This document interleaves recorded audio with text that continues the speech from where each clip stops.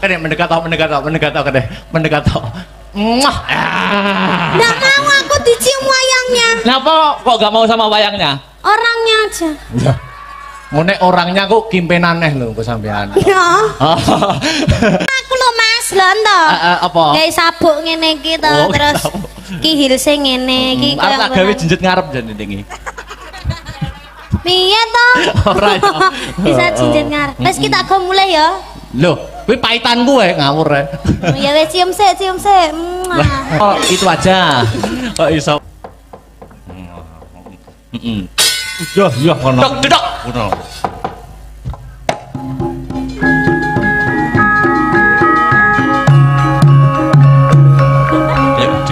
Dijabut.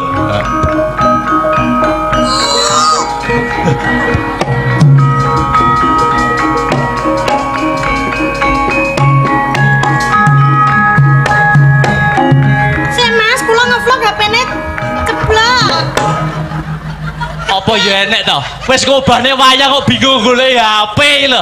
Lah niki lho HP-ne ceblok lah, pripun niki malike lah. Terus mangan kok ngopi ya? Lah. Hah? Lah ya kopine digrogoti, Mas. Tak siapne mangse ya Pakne cium dulu. Wah, wis ya. Wayange wis bar kok iso malah kegawa rene iki lho. Wayange wis bar. Wis peserta festival selesai. Wis kare ngenteni pengumuman. Wes. Aku juara piro?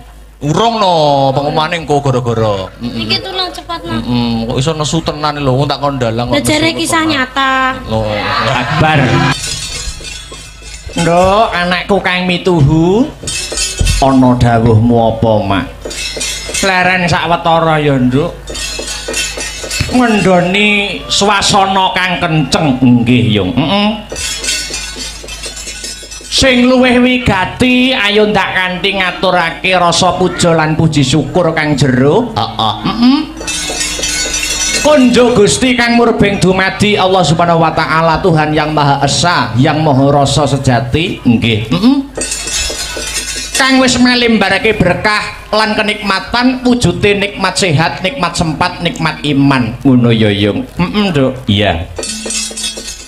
Muka tanpa nikmating pangeran aku karo kowe anakku bisa manunggal lan tetunggalan ing bengi iki. Oh iya, nggih Yung. Banjur aku karo Biyung bengi iki sowan ana ngendi lan dalam rangkaian apa, Yung? Iki sowan ana ing para pepundhen lan sedulur kang lenggah ana ing desa Ngadipura, Kecamatan Wonotirta, Kadipaten Blitar. Acarane bersih desa, Nduk. Wah iya. Iki wis kelebu agenda rutin tiap tahun. Ngono. Bersih desa yang pada intinya ya kuwi wujud rasa syukure masyarakat kang lenggah mapan ana ing desa Ngadipura marang kabeh kenikmatan kang wis diparingake saka Gusti Allah. Oh nggih Yung. Iya. Dene taun iki awake dhewe sak kanca kang ketiban sampur pinercaya paring lelipur nggelar kelir gantung gong menghibur warga masyarakat Ngadipura. Wah hebat. Ing ngatasé awake dhewe lagi sepisan mrene nanging antusias lan apresiasi warga masyarakat kene luar biasa ya Mak. Wah tenan tak acungi jempol kok Nduk. Ngono. Penonton kebak wiwit sore. Kamangka lagi sepisan iki sowan. Ngono. Mula itung-itung awake dhewe sowan ana ing kene uluk salam karo para warga masyarakat kene. Nggih. Ora arep apa-apa kok Nduk, tenan. Sing baku nyambung tali paseduluran karo warga ing Ngadipura kang sarta ngalap berkahe para pepundhen lan pinisepuh kang mapan ana ing Ngadipura kene. Nggih Yung. Mula wis sak wajibe aku karo Biyung ngaturke panuwun marang para pepundhen Ngadipura ya Mak. Bener Nduk. Ngaturke panuwun kang tanpa pepindhan. Terima kasih yang sangat banyak kula kunjukaken setunggal. Nuwun inggih Bapak Kepala Desa Ngadipura, nuwun inggih Bapak Eko. Kang angka kalih sedaya perangkating desa Ngadipura ketua panitia Pak Kasun ingkang boten lan sedaya panitia ingkang boten kula sebataken setunggal mbaka setunggal ingkang sampun ikut andil mensukseskan lumadining adicara bengi iki. Wah iya nggih ya uga ora lali ngunjuke matur nuwun marang sedaya lapisaning masyarakat Ngadipura ingkang sampun paring kapercayan kula sak kanca paring hiburan wonten papan mriki. Nggih ya alhamdulillah tur aku ki niteni Kang Sarta nyawang kahanane desa Ngadipura kene. Oh ngono. Kene iki kelebu desa sing komplit tok no. Desa sing komplit. Agamane kuat, budayane ya kecekel. Oh ngono. Dadi agama karo budaya mlaku berjalan seiringan. Oh ngono. Mlaku bareng. Oh, agama karo budaya ki aja digathuke, aja dicampurke, mengko ndak warsuh. Oh ngono. Ibarate kaya ril sepur kae. Oh, ril sepur. Ril sepur kae tengen karo kiwa mlaku bareng. Ning yen digathuke sepure tabrakan. Oh ngono. Dadi kene iki agamane ya kuat, budayane ya kecekel. Wah tenan kok. Imane para warga masyarakat ning Ngadipura ki hebat luar biasa. Kok nganti masjid adzan Allahu Akbar, masyarakat Ngadipura gerutuk ning sawah. Ning masjid lah iya ning sawah ngejak ngampiri kancane terus dijak bareng ning masjid. Oh iya luar biasa. Ngadipura sing dadi jenenge. Iya. Asma kinarya japa utawa nama membawa doa. Apa ana maknane? Ana Ngadipura. Ngadipura maknane apa? Yen pancen biyung ngendikake asma kinarya japa nama kuwi mengku doa. Ngadipura, nga iki apa? Ngabekti mring Gusti kang murbeng dumadi, nindakake ibadah nanging budayane tetep digondeli. Itulah warga masyarakat Ngadipura. Wah iya. Kuwi nga ya. Bajute disesuwun marang Gusti. Muga-muga sak rampunge wayangan desa Ngadipura dadi desa sing baldatun thayyibatun warapun ghafur. Wah iya.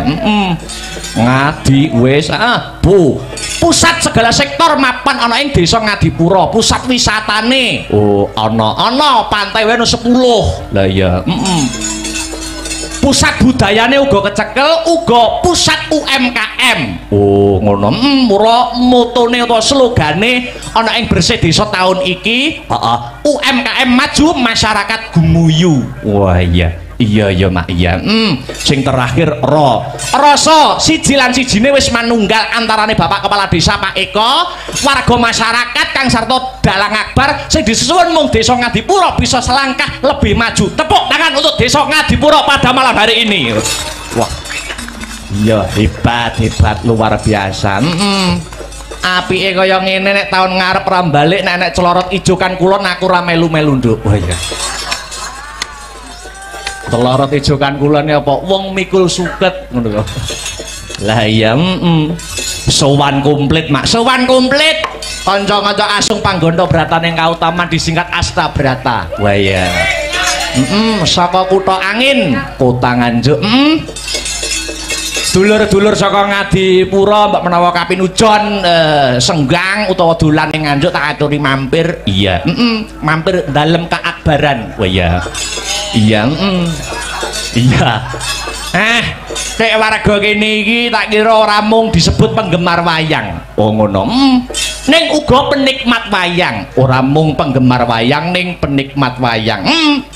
Buktine apa? Buktine ning lakon ya nggatekke, ning lagu-lagu ya menikmati, hiburane ya diapresiasi. Wah iya. Mulane kudu ngati-ngati pentas ana kene. Kesalahan-kesalahan kecil pas lakon wayang kuwi iso dikritisi karo pemerhati seni ning kene, Nduk. Apa ngono? Contone apa? Kesalahan-kesalahan kecil umpamane ning wayangan. Ning wayangan iki umpamane apa? Sing kudu ngati-ati. Umpamane nggur sak sepele sederhana tancepan wayang. Iki kudu ngati-ati. Tancepan wayang iki piye? Umpamane dalang nggur sak-sake nancep ning wayang ngene. Engko bar iso dikritisi. Oh, nandualang nancep nang wayang deglak kaya ngono. Oh, sing bener piye? Sing bener lah iki nek kain irenge to, no. Lah iki dipasne. Lah, dipasne pelek. Lho, pas sikil lho, disawang nak gagah. Oh, ngono. Wah, ya apik-apik. Wayang apa iki? Gatotkaca. Oh, apik iki, no. Ya, mereka warga kene nek seneng Gatotkaca iki prada emas asli. Mang juta tak culne iki. Malah tawa wayang. Ya, ya luar biasa. Pasugatan Banyumili. Wah, tenan, Nduk. Kanca-kanca peladen lan panitia khususnya Pak Lurah lek ngerangkul Den Akbar wis kaya dudu karo wong liya. Iya. Kamangka lagi sepisan jiki, suguh gupuh lungguh aruh orang nguci wani. Petitik pasugatan wiwit sore Banyumili ya, Mak. Wah, jan dedaharan enak mirasa. Oh iya, Banyumili suguhane dedaharan komplit. Ha iya, kabeh disembadani, kabeh disumbutke. Oh ngono. Dedaharane top, makeme enak. Kekurangane siji no. Kekurangane apa? Jedinge ora enek lampune. Lah aku akhirnya nggawa HP, tak nggo senter. Lah pas mengo mengisor kaget no aku. Loh, anak lanang ngono. Lah iya. Ya, luar biasa, luar biasa. Alhamdulillah. Kembali ke benang merah. Ya piye, Nduk? Biyo ngarep ndongake apa marang warga masyarakat kang mapan ana ing Ngadipura kang bengi iki ngadaning adicara bersih desa. Dongaku ora mandek kok, Nduk. Dongaku Banyumili ngono. Muga-muga sarampunge ringgitan kabeh para warga masyarakat Ngadipura pinaringan ayem tentrem, gemah ripah loh jinawi, karta tata raharja, murah sandang kelawan pangan adoh saka bencana alam. Allahumma amin ya rabbal alamin. Jebul kae sing dak antian bulan Pedro kang baca mari kangen bulan siro netro kacem biasani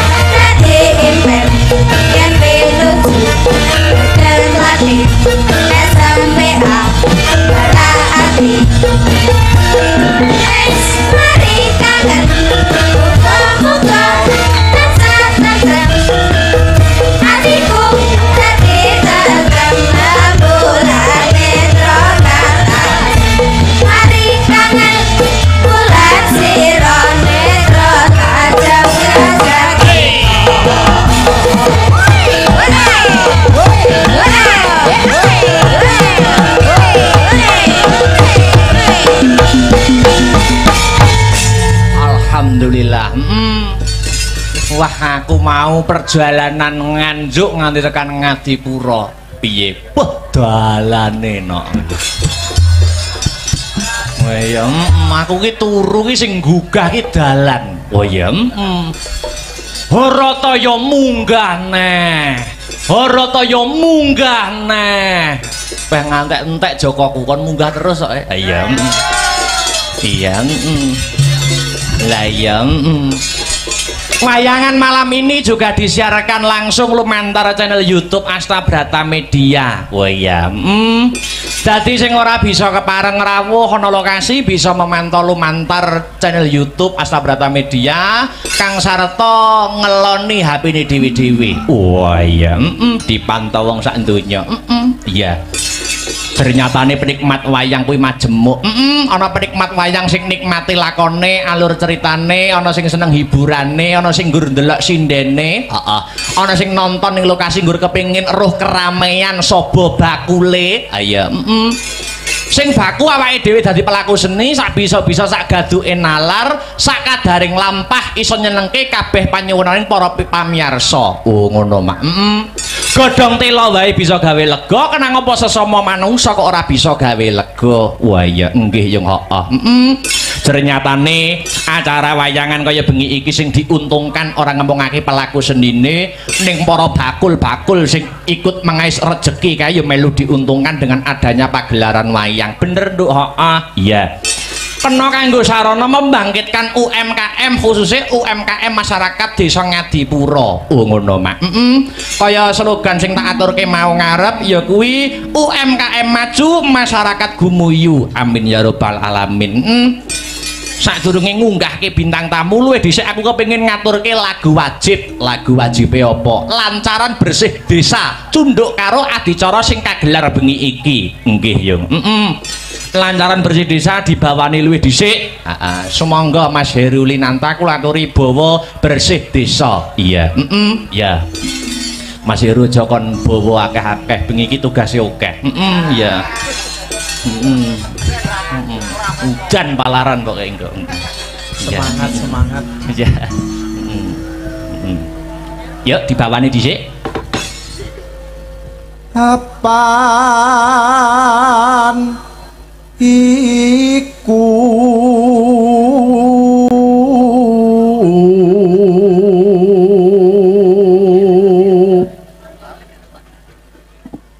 dadi kewajiban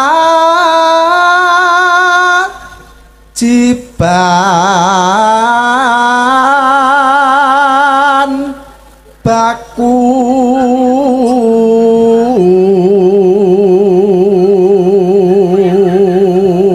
season hiburan ana ing wayangan kuwi ping loro, limbukan karo gara-gara. Nek limbukan wayange cangik limbuk wis biasa. Lumrah diganti no. Ayo. Diganti sapa? Pak Dalang.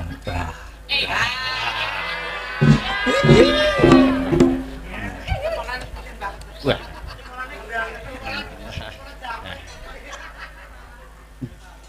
Pak Dalang dalem.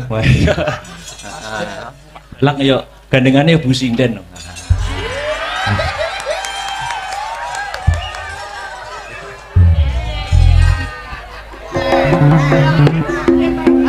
Lanjut.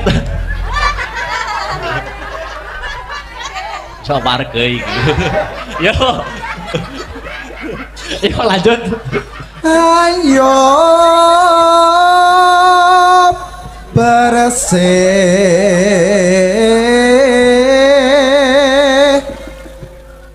desa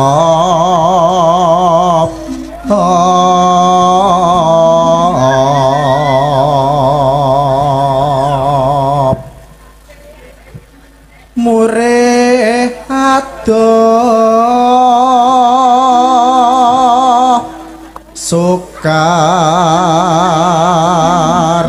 sakit. Yo, ditibakne lantaran bersih desa. Wis. Liya, liya, aku mandang karya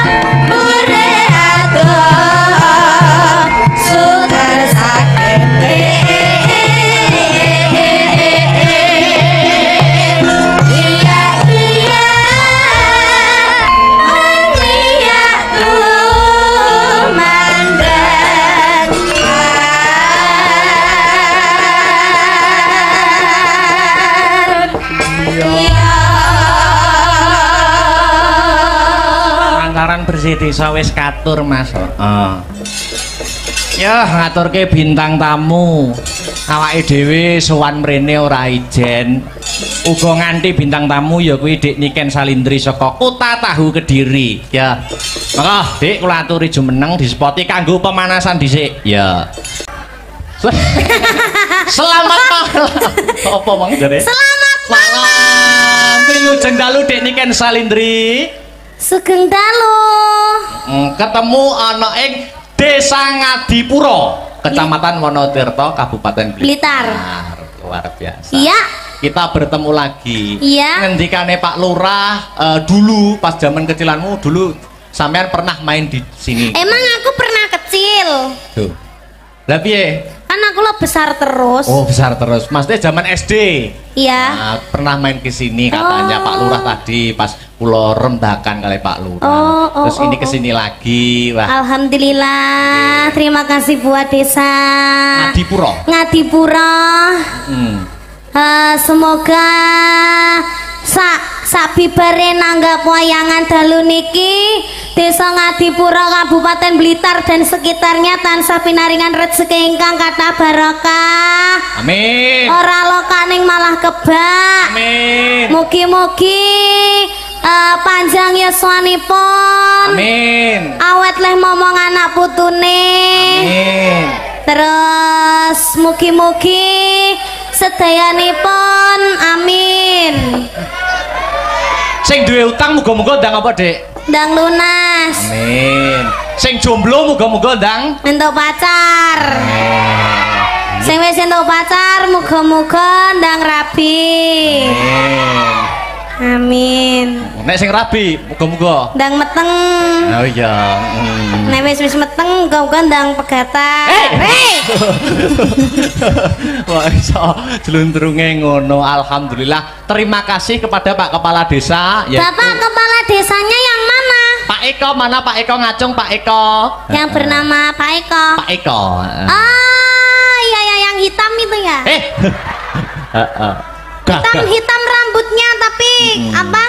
Pakai kemeja putih itu ya? Nggih. Oh ya. Sugeng dalu Pak Eko. Sehat selalu nggih Pak. Mengke katuran mega-megi nggih Pak.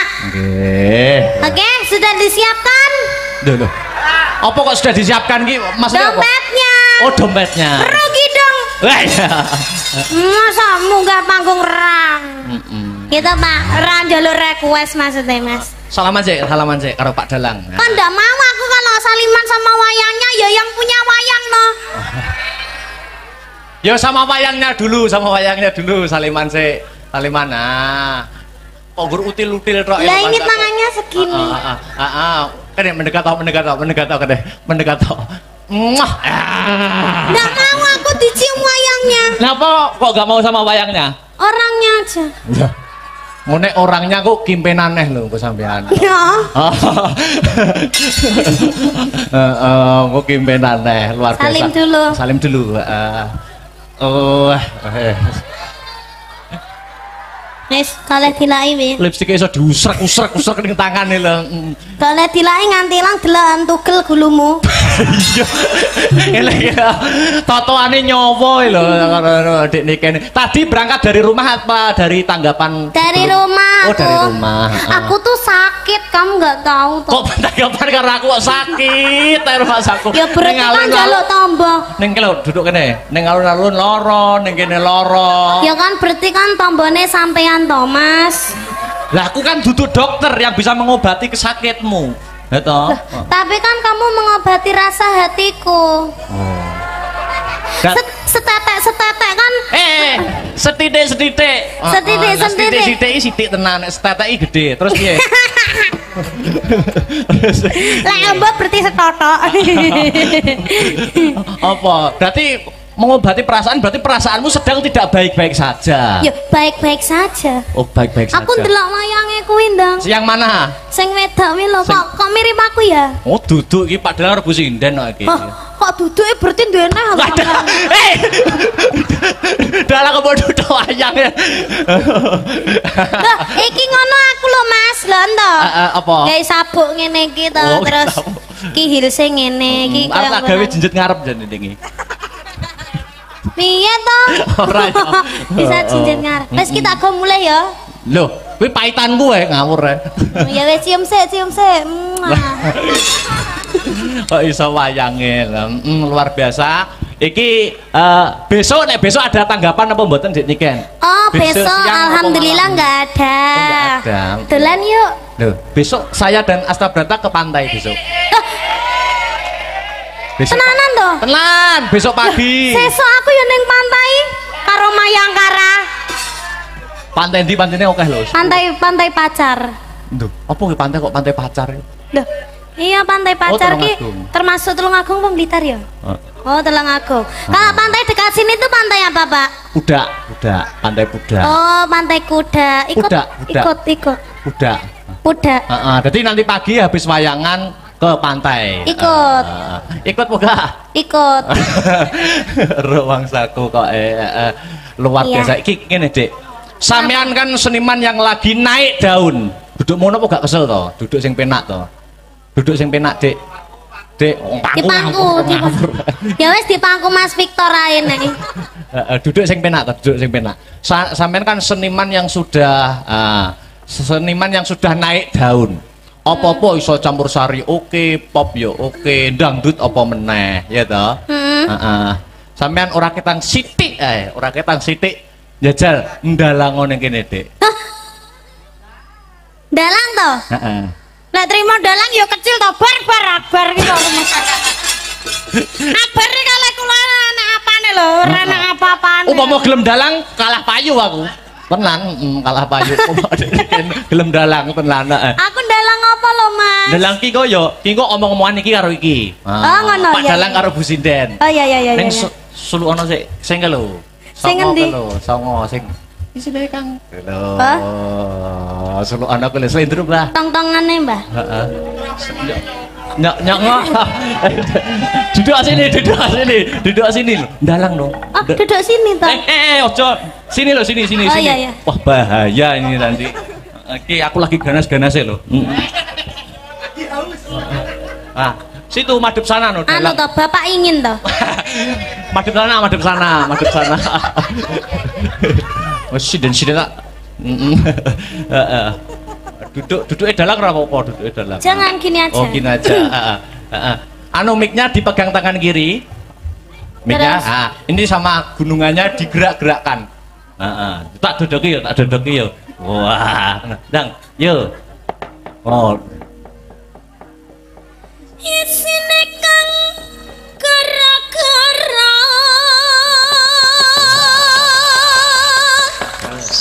bumi langit gonjang ganjing para kang pratala lindu ping 7 sahari Map kang jalani di pati ambantusi sirna larut. Terus pene Mas?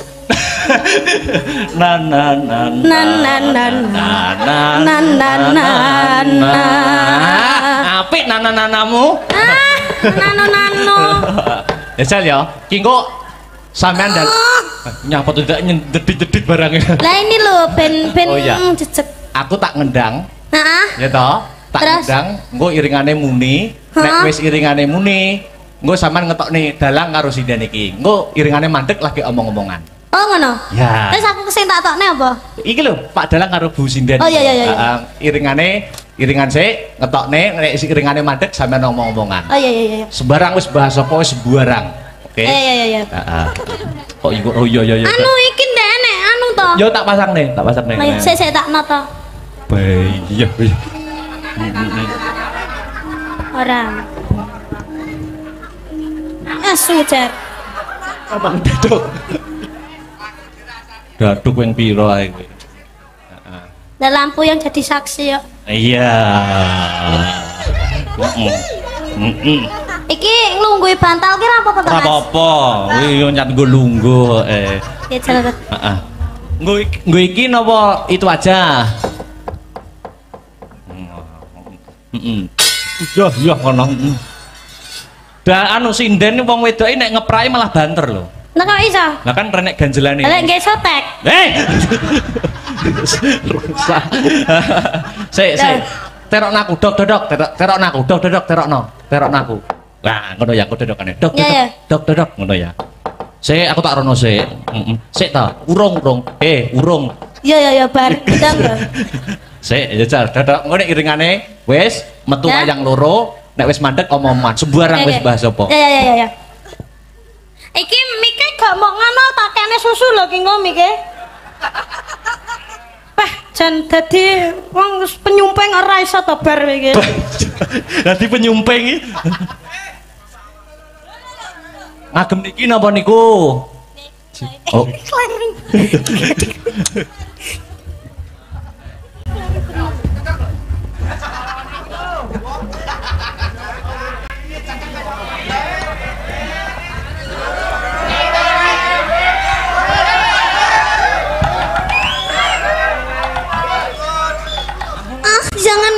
Jangan sisat-sisat.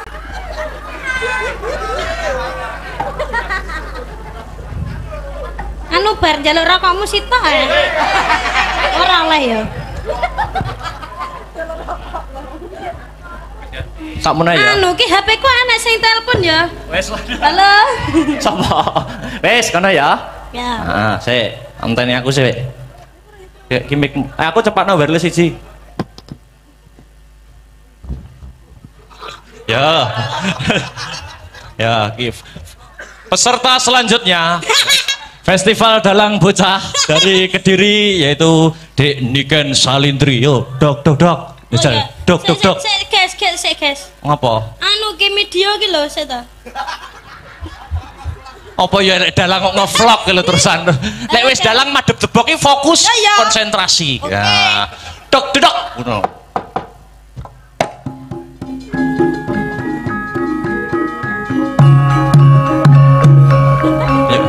Dijabut.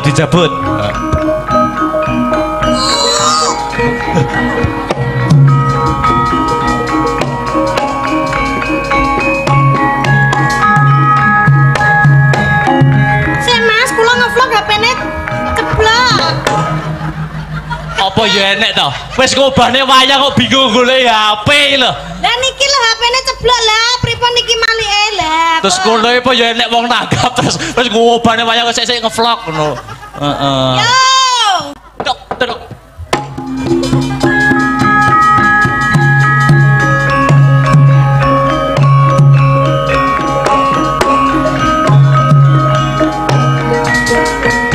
Dileh kayane wis ilang. Wah rusak kok. Yo metu Pak Dalang karo Bu Sinden.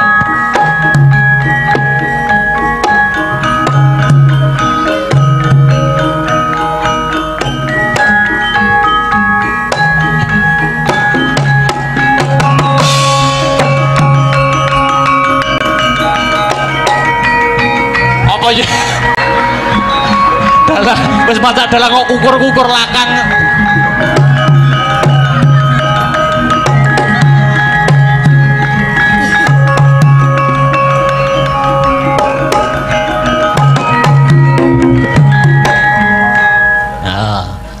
Omong-omongan tidak.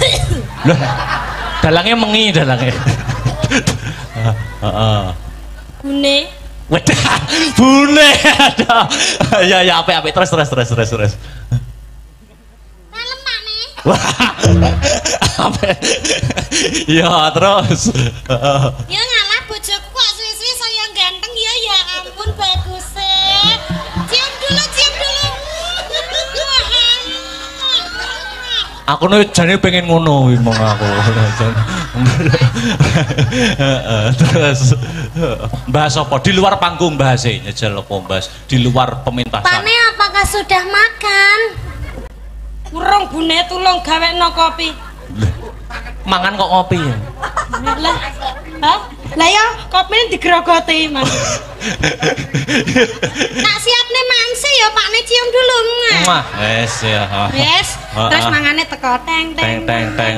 Nah, terus. Tapi makme apa? Ibaratnya makme apa? Iki mangane ngono mik, Mas. Oh. Miknya cilik ya? Miknya cilik. Iki Pakne makme. Oh iya bune. Iki petot jane yo ngalah. Wah, didulang no, didulang. Ya ampun. Hei! Ngono kuwi peng piye ta aku lali aku ngono kuwi. Ya ampun, bojoku lek ra didulangke ngene iki lho, nafsunya makan itu berkurang sampai awake kurus kayak ngene iki. Ya ampun.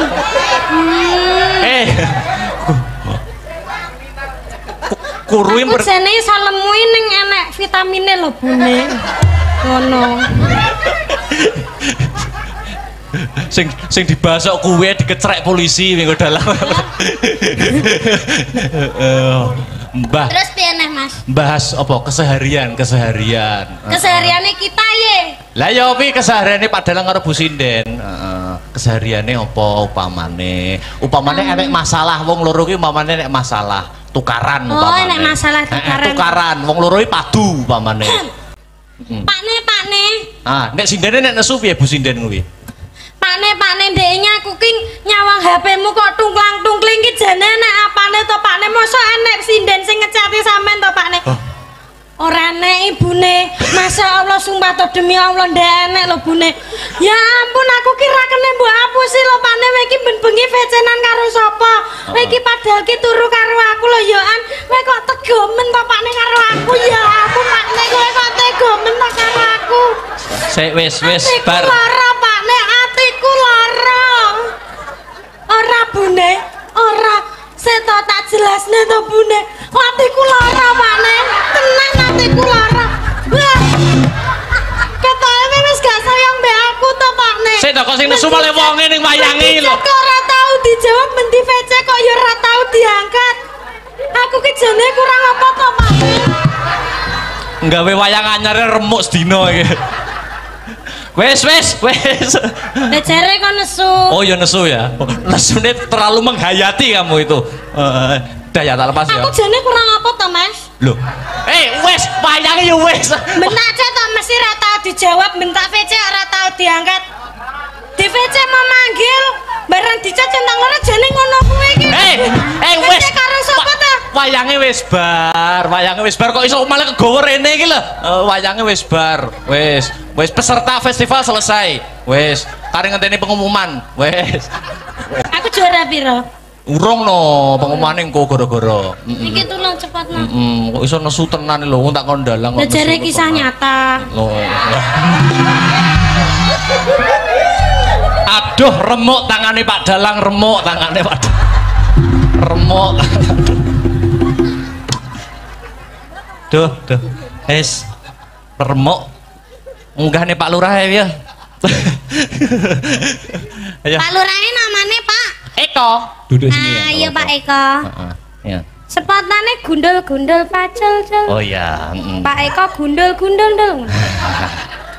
Monggo Pak Eko memberikan sepatah dua patah kata komentar pagelaran pada malam hari ini. Yuk.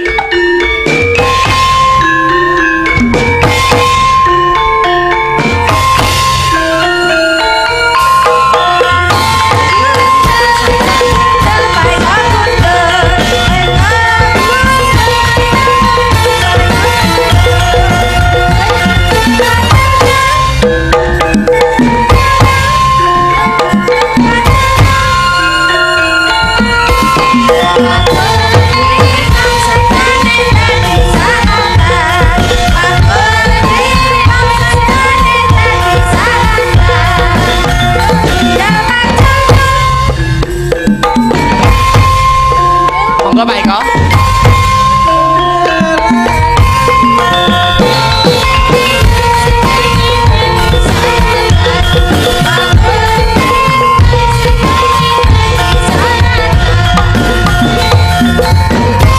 Pundi Pak Eko pundi? Atas titis pangandikan iki Lurah Nayantaka. Nadyan ing cipta tumanduk lawan Raden Gatotkaca Barandene. Sedaya para kawula sak padukuhan dintrim tumungkuling kisma midhangetaken sabdaning Sang Pamong Agung Ki Lurah Semar Badranaya. Pranyata sinebut pusaka kang bisa kandha jimat kang bisa ngucap. Rikala semanten gegodhongan tanebah samirana datan lumampah gedadak gedher kawula sak padukuhan. Samya alok ana wanara kusika seta tegese kethek kang mulesi putih.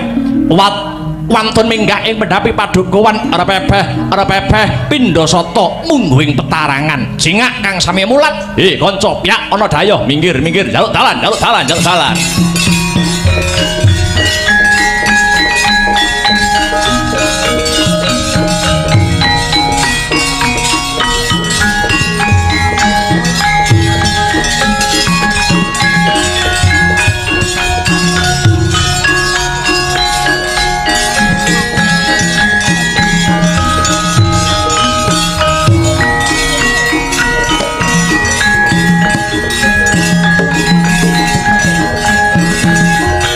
wonten daya mangteng wingking riyen Ndara. Iya.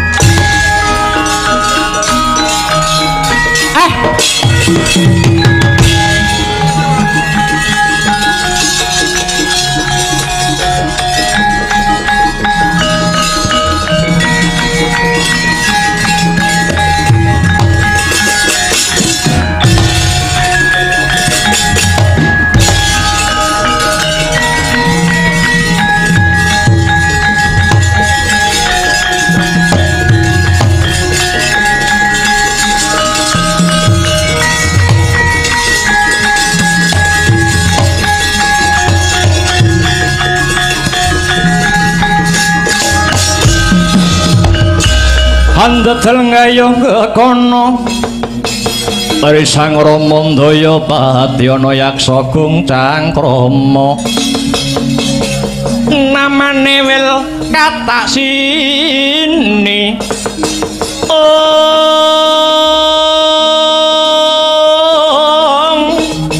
jejagi jroning ware mbadha kulam tanpa tuwuk mina-mina Drujaladri mila gugu saben ari musik to musik aku mbiyen tau duwe sedulur tau srawung pirang-pirang taun suwene wujude ya munyuk putih kaya kowe kuwi apa kowe sumitraku mbiyen kowe iki alah Kartiman Anoman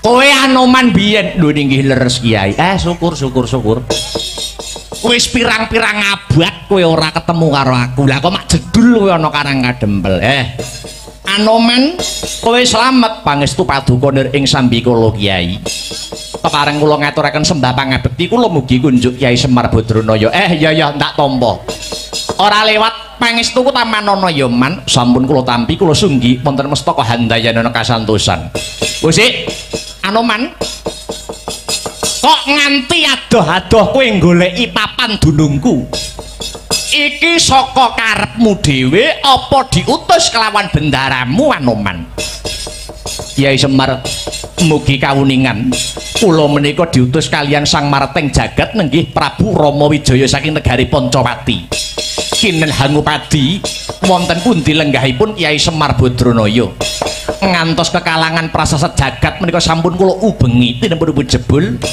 lenggahipun Kiai Semar mapan wonten ing Nuswa Jawi mapan wonten ing Karang Kadempel Kiai Semar bejo kemayangan kula saged pinanggih Ki Lurah Nayantaka iya pancen sakrampunge aku puruhita marang Prabu Rama Semar banjur cumandha ana ing Nuswa Jawa nderekke marang putra-putraning Prabu Pandhu ya kuwi para Pandhawa Anoman mekaten Kiai iya lah banjur mekaten nyuwun sewu sapengkeripun Kiai Semar dhateng Pancawati mboten kendhat anggenipun Sang Prabu Rama nandhang duh kita penggalih awit kahanan ing Pancawati ingkang pendak dinten sangsaya surem bencana alam silih gumanti dereng malih para kawula ingkang nandhang keserakat ewadene para sentana praja kathah kang sami berdondi cungkrah dredah minggahipun Pancabakah wekasan Prabu Rama handuta kula pun Anoman kinen Hangupadi dumateng paduka Kiai Semar Badranaya kapurih mboyong kondur wonten ing praja Pancawati menawi paduka Kiai Semar mboten kepareng tedhak wonten Pancawati niki mengke mesti kemawon kula nampi duka kang sarta pidana saking sinuwun Prabu Rama Wijaya Kiai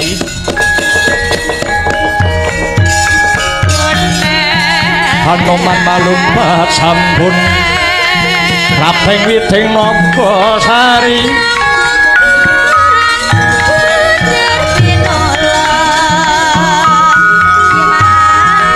mulat mangandhap katingal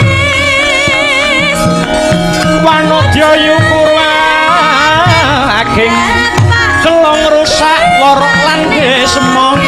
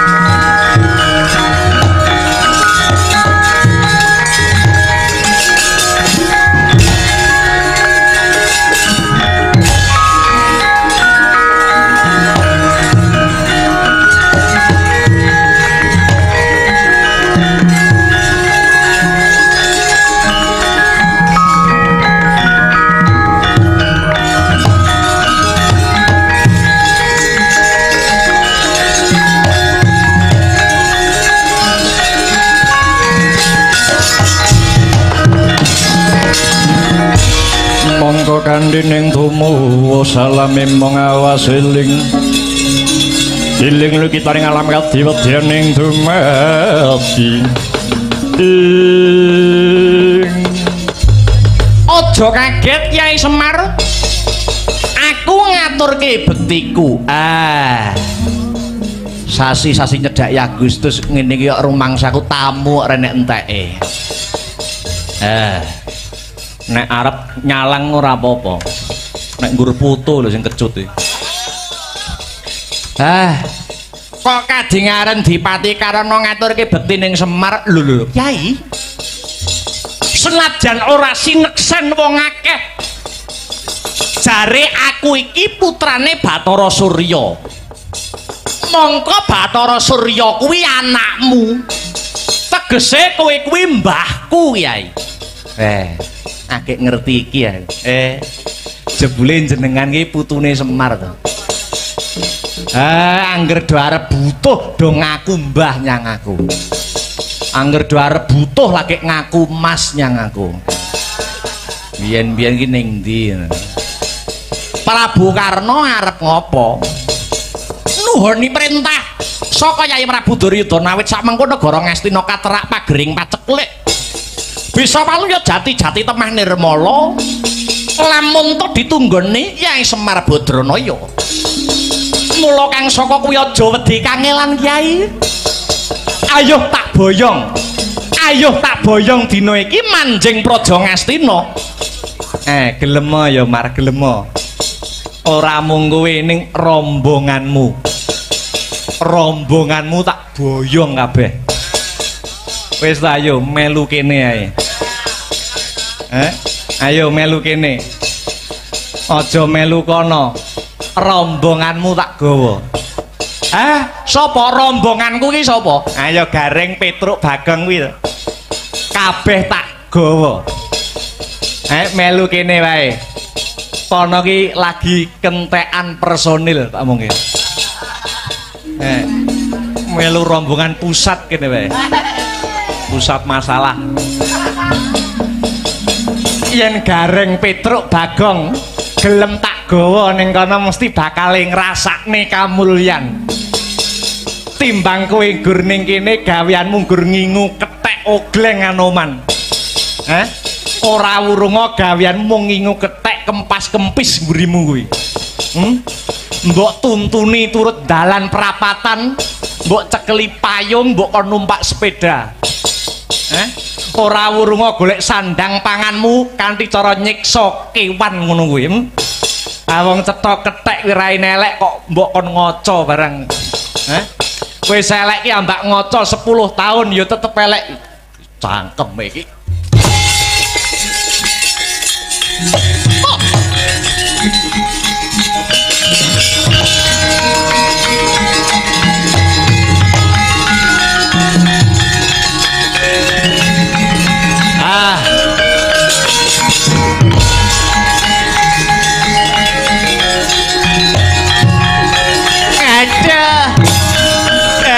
Kurawa atasi Kurawa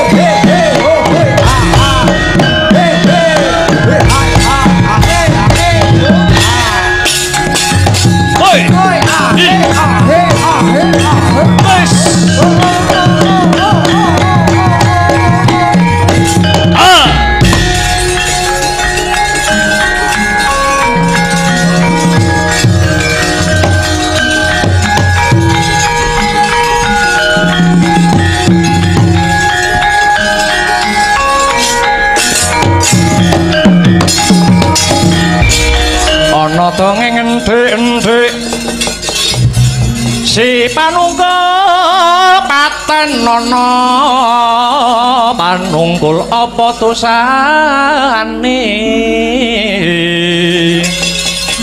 dosa ngungkuli sasama aja dindak kualat lah iya bener kandhamu lali sumber katiwasa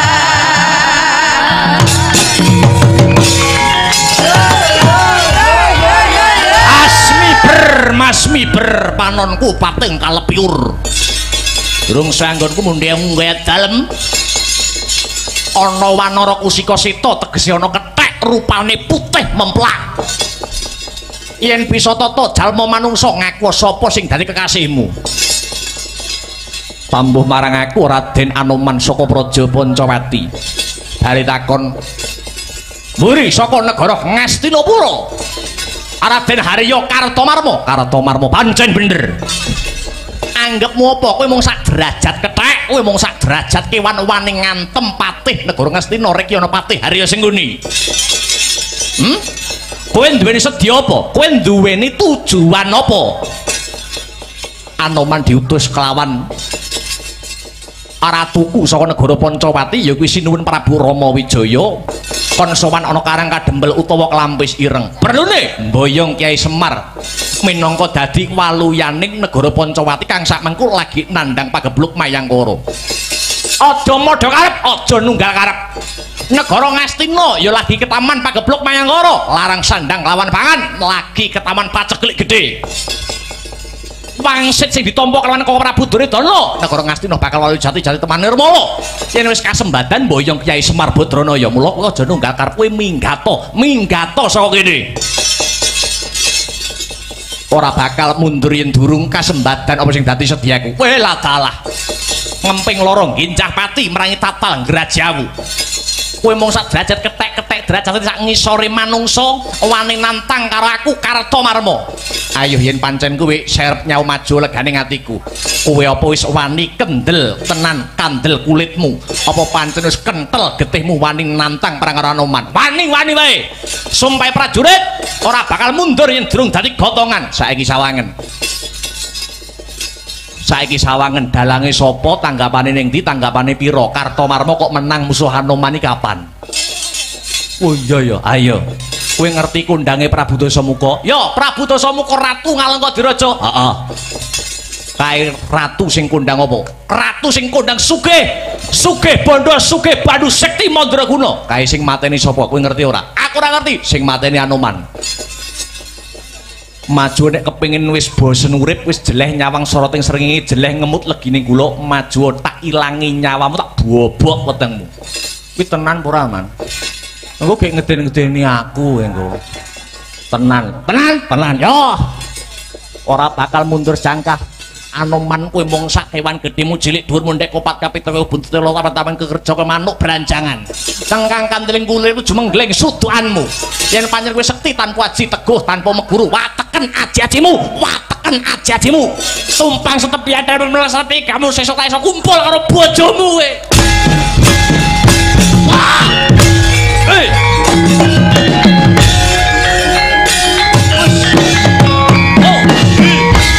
nyikatan nyamber walang tandang Anoman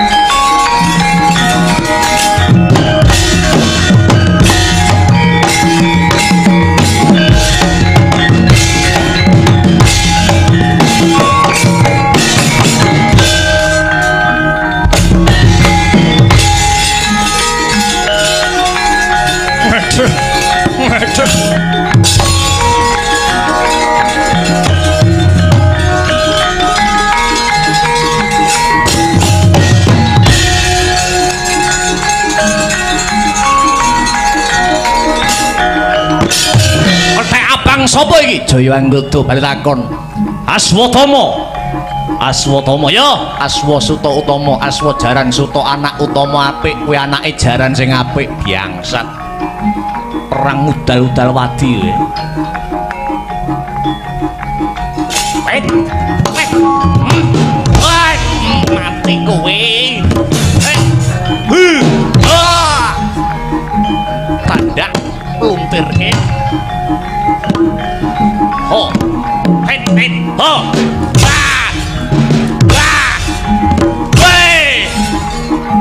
Loh.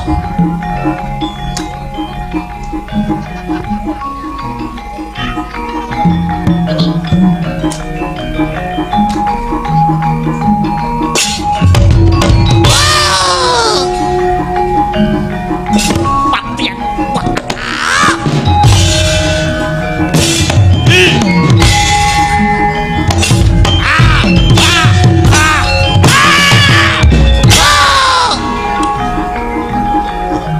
Mbok sutrekne ning ndi?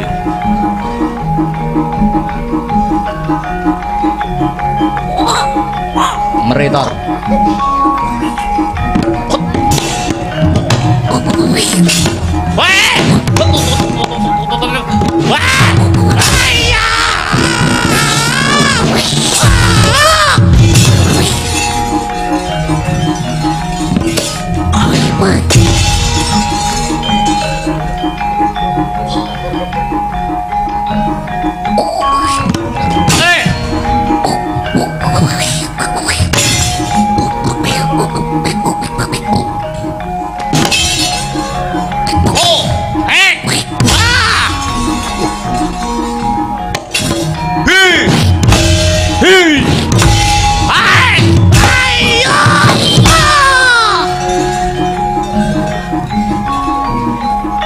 Ganti mungsuh neh.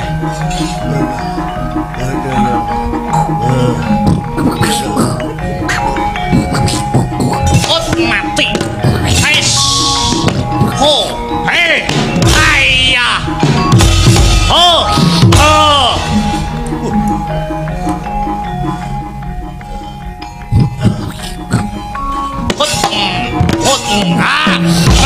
Hipo, hipo, hipo, ahing, ayah,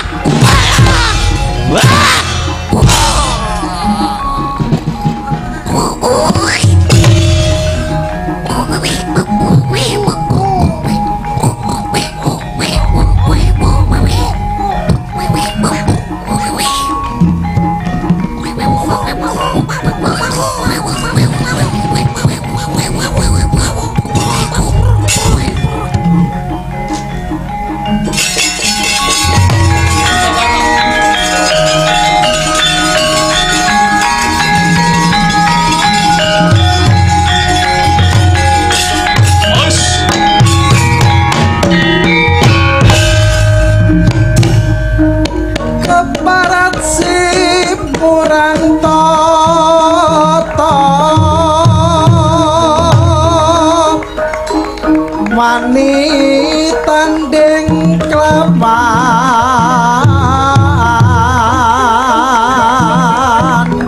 mami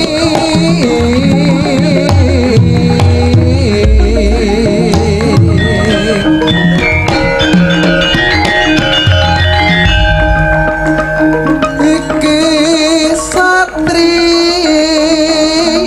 lipnu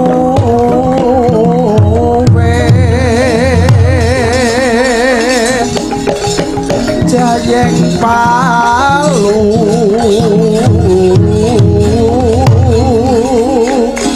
gonsa ya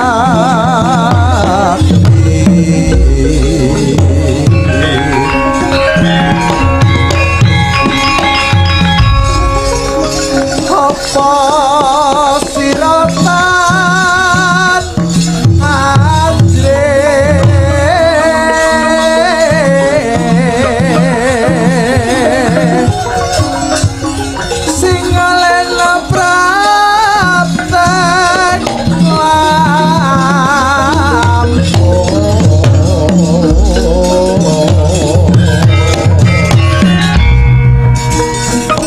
catokno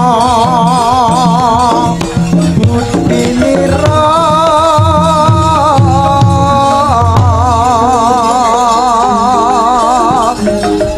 sira masti bakal lale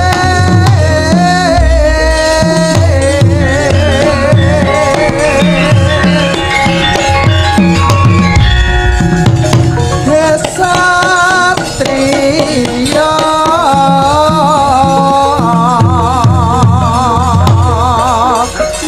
amyu bareng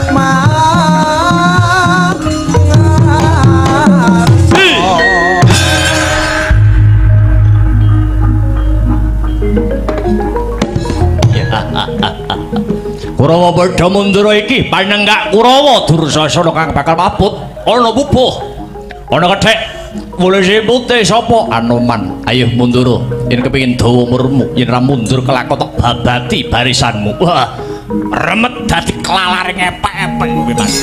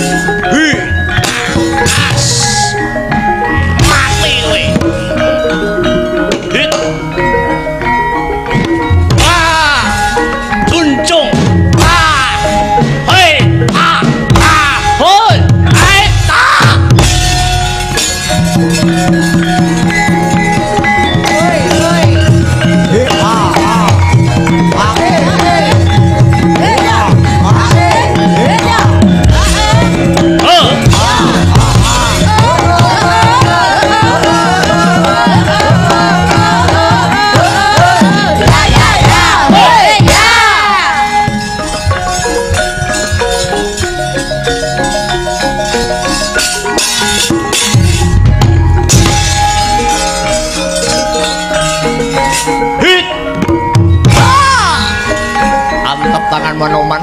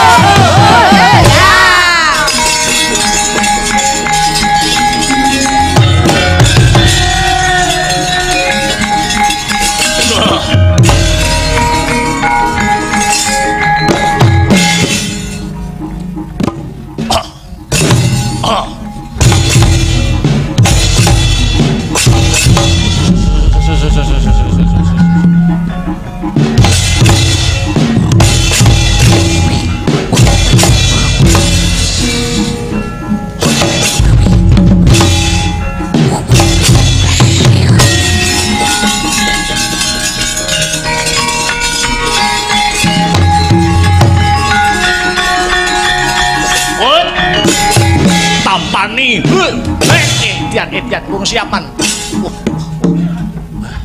Manoman ngejak adus keringet kowe. Tamani.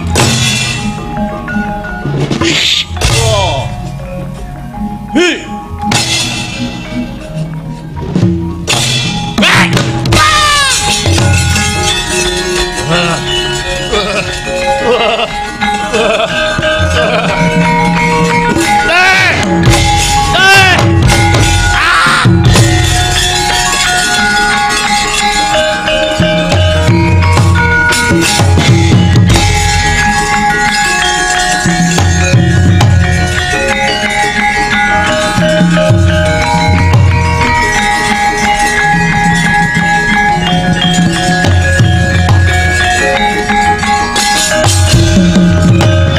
Kata sang Gatot Kaca Tinon Mabagarga Suta Tekapira Kresna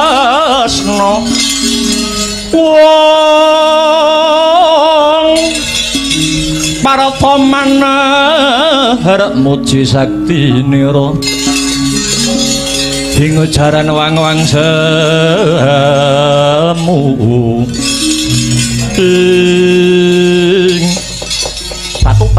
batu.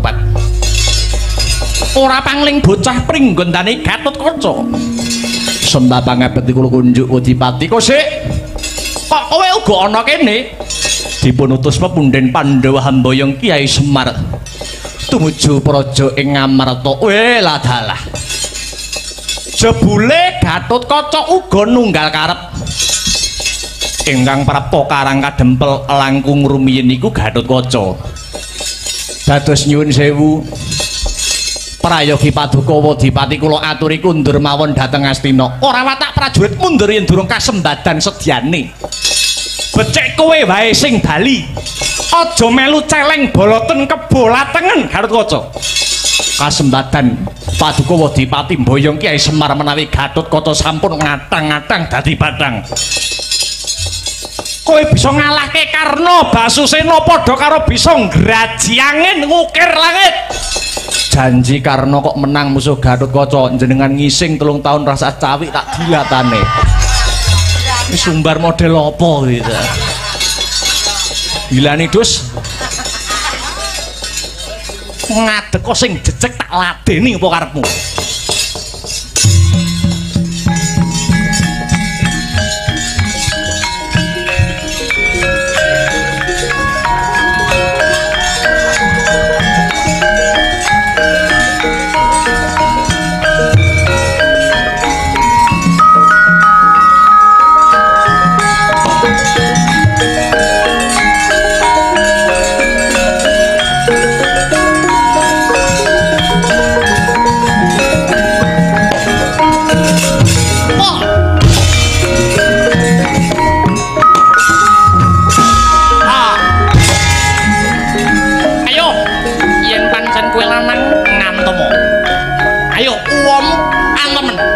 Pancen kowe wong lanang jati antemen Dipati Karna Basusena.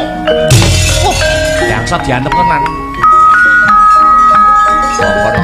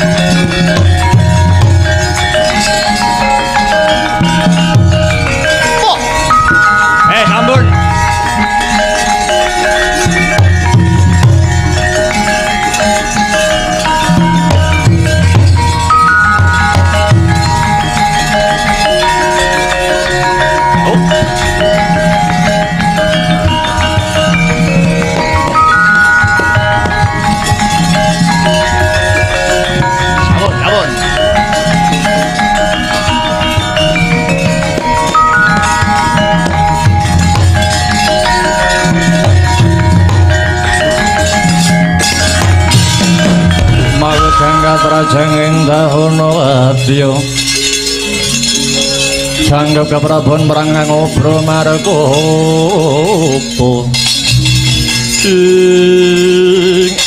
kusik sirepen bramantiamu kabeh jebul kowe teko ning kene iki mung arep ngremuk desaku coba tanduran ning latar sing arep tukul kok iles-iles mbok idek-idek jagungku mati kabeh ngene ya Gandeng Amarta Pancawati lan Ngastina padha-padha pengin boyong Semar ning sejatine aku iki lagi wegah lunga. Loh. Sebabe apa Kyai Semar? Ha wis ora nek sebabe. Aku gelem muncat saka kene lan melu marang sapa sing pengin tak eloni. Ning nek padha bisa nuruti apa sing dadi kepinginanku lan penjalukku. Aduh Wanayantaka, paduka badhe pundhut menapa? Badhe metahaken menapa Kyai? Ngastina nggone Raja Brana. Njaluk apa wae bakal tak sembadani Kyai Semar. Sing tak goleki dudu bondo donya. Aku iki wis menep ing babagan kadonyan. Sing tak esti mung tentreming urip, ora Ngamarta, ora Pancawati, ora Ngastina. Sing bisa goleki wujude kembang pudak tunjung biru. Kembang mau sumorot mawa cahya. Ya kuwi mengko bakale sing tak eloni.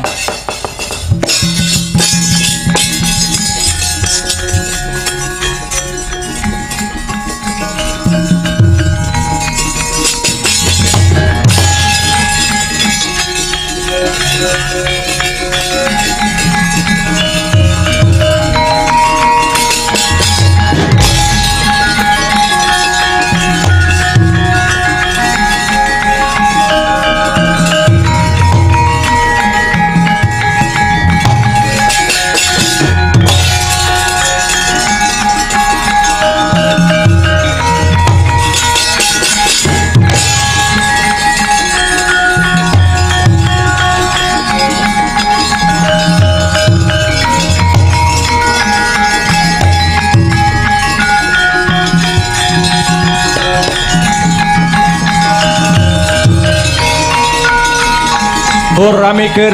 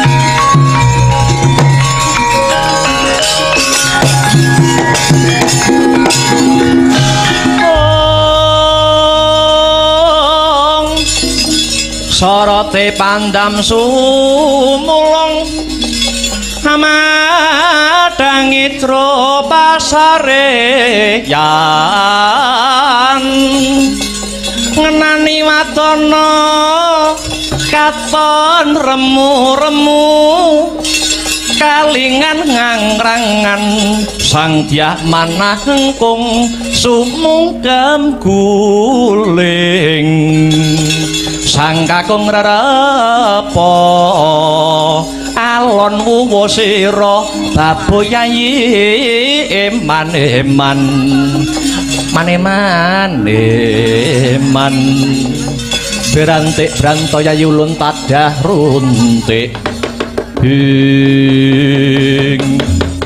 waduh Raden Lesmana nyuwun pangapunten saageng-agengipun inggih labet gagar wigar tanpa karya lampah kula wekdal sak mangke Kakang Semar purun diboyong mbok menawi dipun cepaki wujudipun Sekar Pudak Tunjung Biru mangkono manoman lakar kados mekaten punapa prayogi wangsul kemawon dhateng Pancapati munjuk atur dumateng Sinuwun Prabu Rama Wijaya Anoman kaya kurang prayoga mundhak dadi mesgul penggalihe Koko Prabu Lesmana uga rumangsa dadi duta utawa utusan kang duweni kewajiban merantasi gawe lajeng badhe ngupaya dhateng pundi Raden manuta kelawan kerenteking ati jumangkaing suku kelawan kedheping netraning Raden Lesmana mekaten Raden ya ayo tutna sak laku jantraku senggana